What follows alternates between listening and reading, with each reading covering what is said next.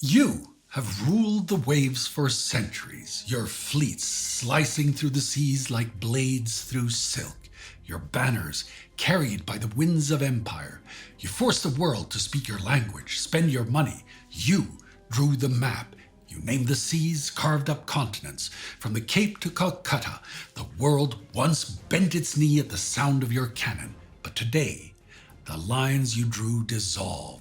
The sun that once never set upon your empire is setting at last, and it sets over Suez. You are Great Britain.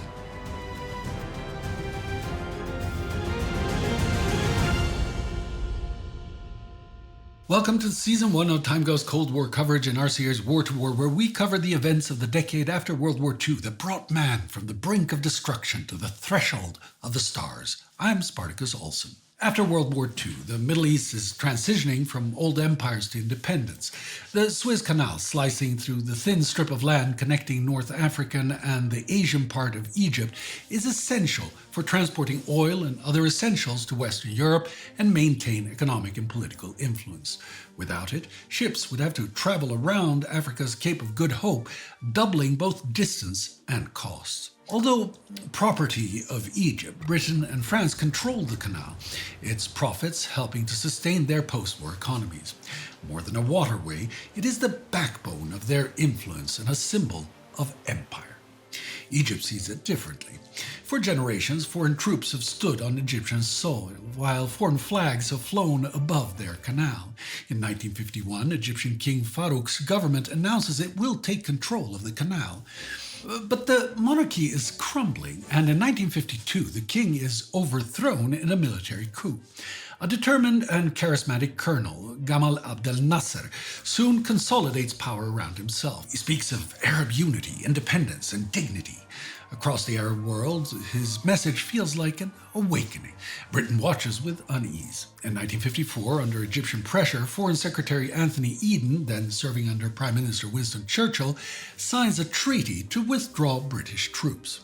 London calls it a practical move, while Cairo celebrates it as liberation. Yet Eden and many others privately resent the withdrawal. The canal remains essential to Britain's economy. Meanwhile, Nasser seeks to transform Egypt into a modern and independent state. His greatest ambition is to build the Aswan High Dam to harness the Nile and bring electricity to millions. To finance the dam, Nasser turns to both Washington and Moscow, leveraging the two powers against each other. By early 1956, the United States and Britain agree in principle to help fund the project, believing it could keep Egypt within the Western orbit. But tensions soon rise. Nasser's growing ties with the Soviet bloc, his recognition of communist China, and his outspoken support of anti-colonial movements alarm Western leaders. As a result, in July 1956, Washington suddenly rescinds its offer, claiming doubts about Egypt's ability to pay and Nasser's reckless policies. 2 weeks later, on July 26, 56, in Alexandria, a vast crowd gathers under the blazing sun as Nasser steps onto a balcony in Manshia Square. His speech begins calmly, calling for independence and national pride. Then his voice hardens. He speaks of betrayal and foreign arrogance. He turns to the issue of the canal and mentions Ferdinand de Lesseps, the French engineer who built the canal. That is in fact a signal. At that moment, across Egypt, officials who have been waiting for the moment take action. The offices of the Suez Canal Company are seized, European managers escorted out, and Egyptian flags raised high. Nasser's voice thunders across the square. The Suez Canal is the property of Egypt. We shall bear our responsibility, and we shall build the Aswan Dam with our hands. The crowd erupts in cheers to take the city. Within hours, the news races across the globe. In London, Anthony Eden, now Prime Minister, turns pale as telegrams arrive. "This is piracy," he exclaims. France's leader, Guy Mollet, is equally furious. French intelligence claims that Nasser is a driving force behind anti-colonial rebellions, secretly arming Algerian rebels seeking independence from France. In Israel, Prime Minister David Ben-Gurion likewise studies the crisis with grim focus. For years, Egyptian-backed fighters have crossed the border from Gaza to attack Israeli towns. Now, with Egypt receiving modern weapons from the Soviet Union, Ben-Gurion fears a greater threat. By early August, Britain, France, and Israel share one conviction: Nasser must be stopped. In the weeks that follow, diplomats meet behind closed doors, issuing warnings and threats. In London, Eden calls an international conference of 22 nations to decide how to respond. The result is the Users Club, a proposal for shared international control of the canal. Nasser rejects it outright, declaring that Egypt will not yield its sovereignty. His defiance inspires the Arab world and enrages London, Paris, and Jerusalem. Eden's government begins preparing for possible intervention. Military planners dust off contingency maps from wartime archives. The codename is chosen: Operation Musketeer, the goal to retake the canal. France, also planning secret retaliation, draws closer to Israel. French generals see the Israeli army as a disciplined and capable ally, ideally situated and ready to pounce. Secret envoys travel quietly between Paris and Tel Aviv. Israeli intelligence chief Moshe Dayan meets with French Defense Minister Maurice Bourges-Monory, who promises weapons and coordination. But Britain still hesitates. Prime Minister Anthony Eden wants American support, or at least tolerance, before taking action. But Washington is growing increasingly cautious. President Eisenhower does not want to risk a colonial conflict that might push Arab nations towards Moscow. He urges restraint. Secretary of State John Foster Dulles warns Eden privately that a military strike would be a disaster for the West. In early September, a delegation led by Australian Prime Minister Robert Menzies arrives in Cairo with a compromise. Egypt would keep ownership of the canal, but accept international supervision. Nasser's answer is calm but final. Egypt's sovereignty is not negotiable. Back in London, Eden reacts by calling Nasser another Mussolini. Meanwhile, British troops quietly assemble on Cyprus, French squadrons prepare in Malta, and Israeli soldiers muster near the Sinai Desert. By October, the world senses that something is about to break. As the autumn winds sweep across Europe, in a villa in Sèvres, just outside Paris, guards stand outside the gates. Inside sit the men who intend to change history. David Ben-Gurion, Moshe Dayan, and Shimon Peres for Israel, Guy Mollet and Christian Pinault for France, and Patrick Dean, Eden's trusted envoy for Britain. On the table lies a daring plan. Israel will strike first, invade Egypt through the Sinai, and advance towards the canal. Britain and France will then issue an ultimatum demanding that both sides withdraw 10 miles from the waterway. When Egypt refuses, as all expect it will, Anglo-French forces will intervene, claiming to separate the combatants to protect the canal. Now, Ben-Gurion distrusts foreign promises, yet he recognizes the opportunity. For Israel, the plan offers a chance to destroy Egyptian military strength, end the Fedayeen raids, and reopen the Straits of Tiran. For Britain and France, it offers a path to regain prestige, the canal, and to remove Nasser. On October 24th, the Sèvres Protocol is signed in absolute secrecy. The date for action is fixed for October 29th, 1956. That fateful night, at precisely 3 o'clock in the afternoon, Israeli paratroopers of the 202nd Brigade leap from their Dakota plains. Below them, the Mitla Pass stretches through the desert towards the Suez Canal. The Israeli advance is swift and precise. Tanks and half-tracks drawing clouds of sand behind them roar westward. Columns of jeeps race towards El Arish, Abu Egela, and Sharm el-Sheikh. Overhead, French-supplied Mystère and Ouragan fighters strike Egyptian positions. Within a single day, Israeli forces control much of the central Sinai. In Cairo, confusion fills the airwaves. Reports pour in from the desert, and the radio crackles with overlapping orders. Nasser, calm but grim, sits in a smoke-filled studio and addresses the nation. This aggression will fail. Egypt fights for its soil and its honor. The canal will remain ours. As he speaks, London and Paris are moving to the next stage. On October 30th, Britain and France issued the joint ultimatum. Egypt and Israel must cease fighting and withdraw from the Canal Zone. If either side refuses within 12 hours, Anglo-French forces will intervene to protect free passage for all ships.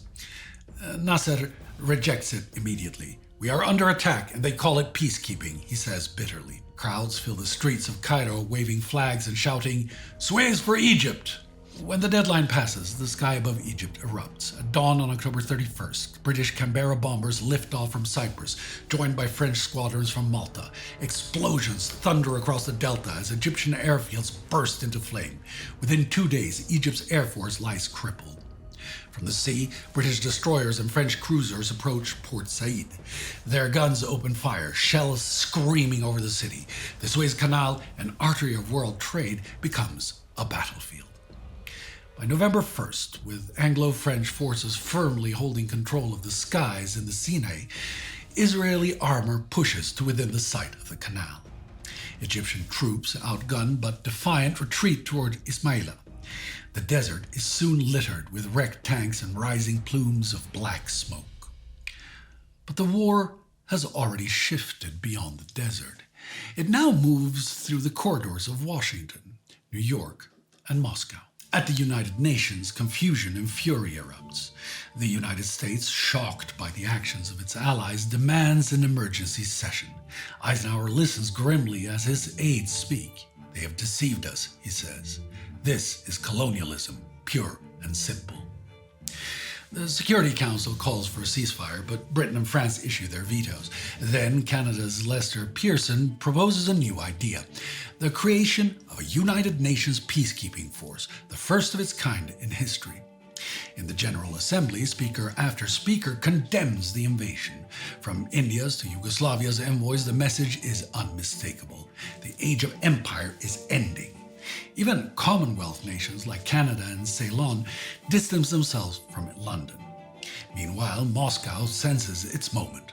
Premier Bulganin and Chairman Nikita Khrushchev send threatening telegrams warning of the gravest consequences if the assault continues, hinting at the use of nuclear arms.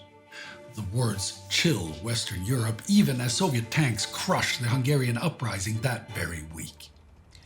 Before dawn, on November 5th, paratroopers descend once again, this time over Port Said. British troops capture the El Gamil airfield while French paratroopers land across the canal at Port Fouad. Egyptian soldiers fight from the rooftops and alleyways. Civilians join them, hurling Molotov cocktails and stones. At dawn, the next morning, Royal Navy guns open fire as landing crafts grind towards the beaches. Commandos storm ashore through smoke and debris. Reporters describe shattered streets, children sheltering in stairwells, soldiers advancing house by house, and the minarets of Port Said standing against the glow of flames. For a moment, victory seems certain. Within 36 hours, Anglo-French forces hold Port Said and the Northern Canal. Israeli troops reach the eastern bank of the Sinai. Militarily, so far, the plan works exactly as intended. But back in London, a quieter battle is being lost, the economic one. The United States, furious at being deceived, leans on its leverage. Washington blocks Britain's request for emergency aid from the International Monetary Fund and delays vital oil shipments. The British pound plunges on world markets and a run on sterling begins. In Downing Street, Eden meets with Chancellor Harold Macmillan. Once an advocate of the invasion, he now warns that the economy cannot survive another week of war. Britain's oil reserves are fading. The markets are in turmoil. On November 6th, Eisenhower sends a final, unmistakable message. If Britain does not cease fire at once, the United States will publicly denounce its wartime ally and economically isolate it. That night, as shells continue to fall on Port Said, Eden gives the order: ceasefire at midnight. Suddenly, the guns fall silent, just as Anglo-French forces have begun to move south along the canal. In Cairo, crowds pour into the streets in celebration, waving flags and chanting Nasser's name. The war is over. Nasser's voice soon echoes once again across the airwaves. "Egypt has endured," he declares. "Our land remains ours." To the Arab world, he appears an unconquerable giant, the man who defied two European empires and Israel, not only surviving to tell the tale, but emerging as the unquestionable victor. In London and Paris, jubilation gives way to shame. Eden's government struggles to defend the invasion as a mission of order, but few are convinced. Across Europe, protests fill the streets. Newspapers that once called for action now question the entire venture. The British public, wary of war and economic anxiety, watches the pound sink day after day.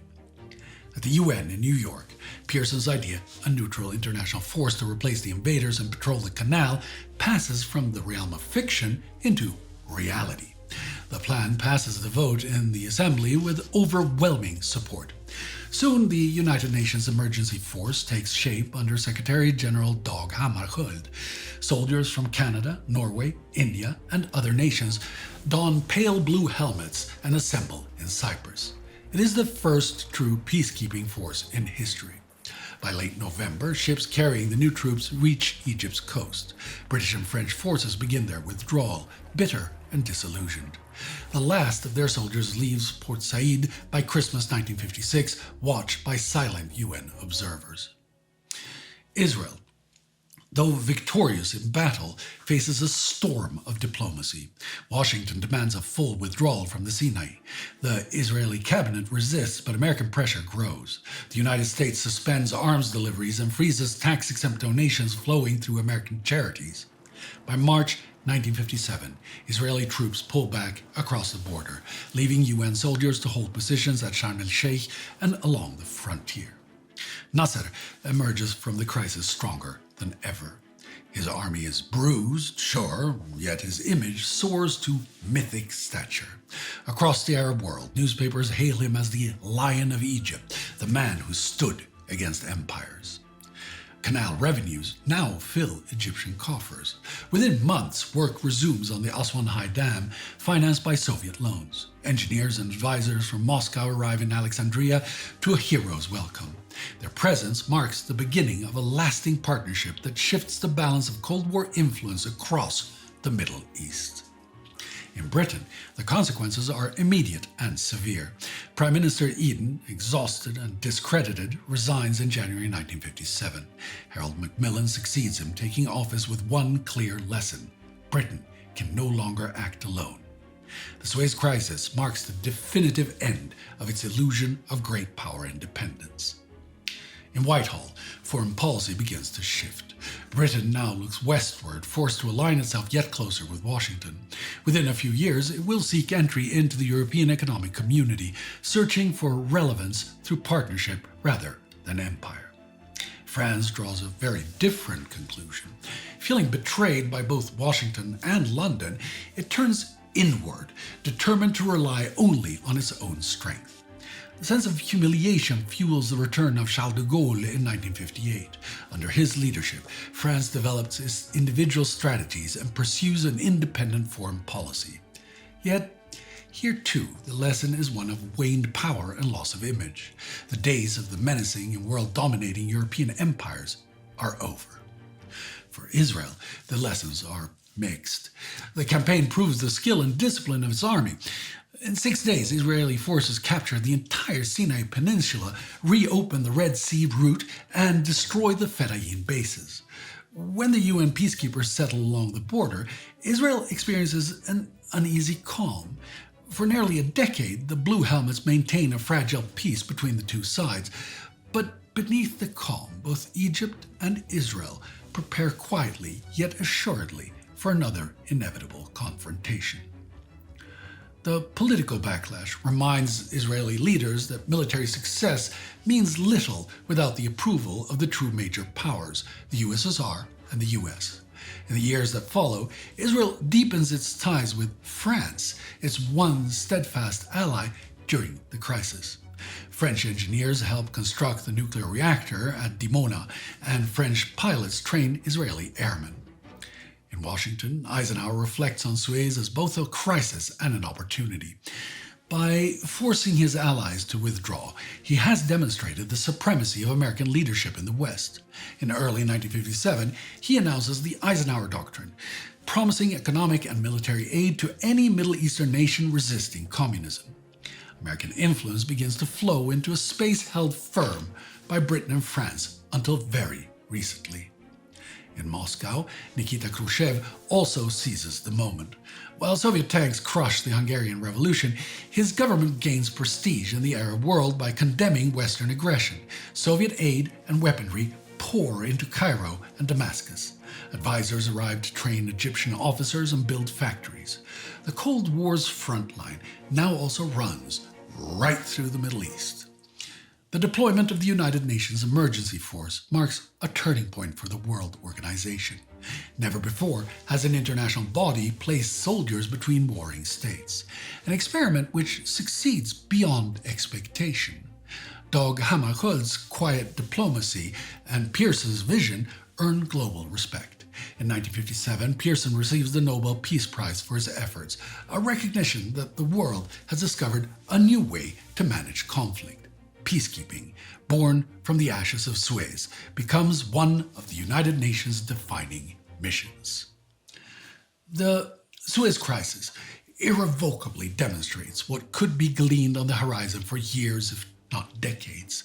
The age of empire, of colonies stretching across continents and European states and noblemen controlling the far-flung corners of the world, is over. Not only because of a new moral paradigm of human rights and national self-determination enshrined at the core of the UN, but also simply because the fading empires of old lacked the strength to contest the march of time. While France and Britain might still cling to hopes, resistance will prove futile. Certainly vestiges of imperial might remain and will remain for years to come, yet inspired by Egypt and other nations that successfully break the chains of European colonialism, more states will soon defy the old order. Yet only the naive truly believe in the dawn of a new and just age. A new order has already arisen, one of nuclear annihilation, of reckless arms races, proxy wars, and a world-spanning battle of ideology fought in the corridors of power and on battlefields. This is the age of the Cold War, with two new superpowers dominating the world, the USA and the USSR. If you want to have an even deeper understanding of the Suez Crisis, we have a whole special mini-series made just about that. So go watch those videos and join us at timeghost.tv or patreon.com. Excelsior!